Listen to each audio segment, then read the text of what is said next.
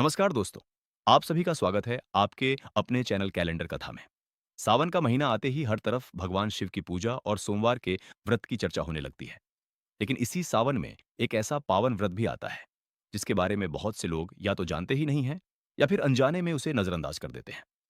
हम बात कर रहे हैं मंगला गौरी व्रत की। अगर आप विवाहित हैं, अविवाहित हैं या अपने परिवार की सुख शांति और मंगल की कामना करते हैं, तो आज का ये वीडियो आपके लिए बहुत महत्वपूर्ण होने वाला है। इसलिए इस वीडियो को अंत तक जरूर देखिए। धार्मिक परंपराओं के अनुसार सावन का महीना भगवान शिव के साथ साथ माता पार्वती की आराधना के लिए भी अत्यंत शुभ माना जाता है। इसी कारण सावन में आने वाले प्रत्येक मंगलवार को मंगला गौरी व्रत किया जाता है। विशेष रूप से विवाहित महिलाएं अपने अखंड सौभाग्य, पति की मंगल कामना, परिवार की सुख समृद्धि और दाम्पत्य जीवन में प्रेम एवं विश्वास बनाए रखने के लिए ये व्रत करती हैं। वहीं कई स्थानों पर अविवाहित कन्याएं भी योग्य और सद्गुणी जीवन साथी की कामना से माता गौरी की पूजा करती हैं।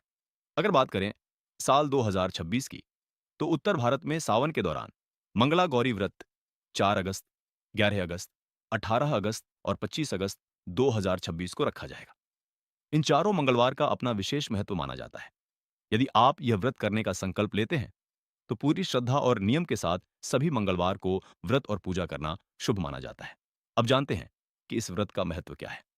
धार्मिक मान्यताओं के अनुसार माता पार्वती ने भगवान शिव को पति रूप में प्राप्त करने के लिए कठोर तप और अटूट भक्ति की थी। उनकी इसी तपस्या और समर्पण को स्मरण करते हुए मंगला गौरी व्रत किया जाता है।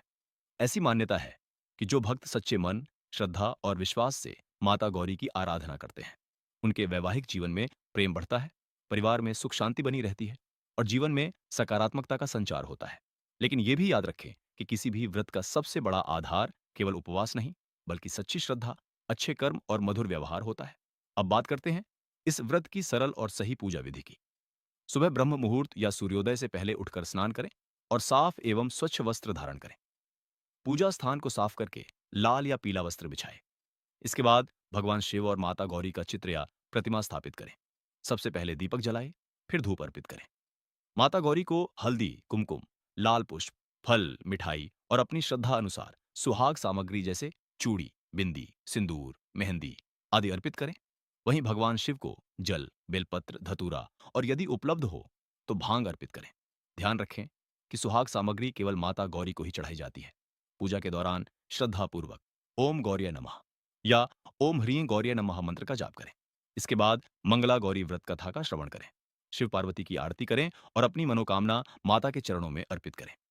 यदि संभव हो तो पूरे दिन संयम रखें, क्रोध, कटु वचन और विवाद से बचें, क्योंकि पूजा तभी सार्थक मानी जाती है जब हमारे विचार और व्यवहार भी पवित्र हों। अब जानते हैं कुछ सरल और प्रचलित उपाय जिन्हें श्रद्धा से करना शुभ माना जाता है। यदि संभव हो तो पूजा के बाद किसी सुहागिन महिला को हल्दी, कुमकुम, चूड़ी या बिंदी भेंट करें। किसी जरूरतमंद महिला को अपनी सामर्थ्य के अनुसार वस्त्र या सुहाग सामग्री का दान करें। पूजा में चढ़ाया गया प्रसाद कुछ समय भगवान को अर्पित रहने दें, फिर पूरे परिवार में प्रेम पूर्वक बांटें। इसके साथ ही माता गौरी से केवल अपने लिए नहीं, बल्कि पूरे परिवार की सुख शांति, अच्छे स्वास्थ्य और आपसी प्रेम की भी प्रार्थना करें। ऐसी मान्यता है कि निस्वार्थ भाव से की गई प्रार्थना और सेवा से पूजा का पुण्य और भी बढ़ जाता है।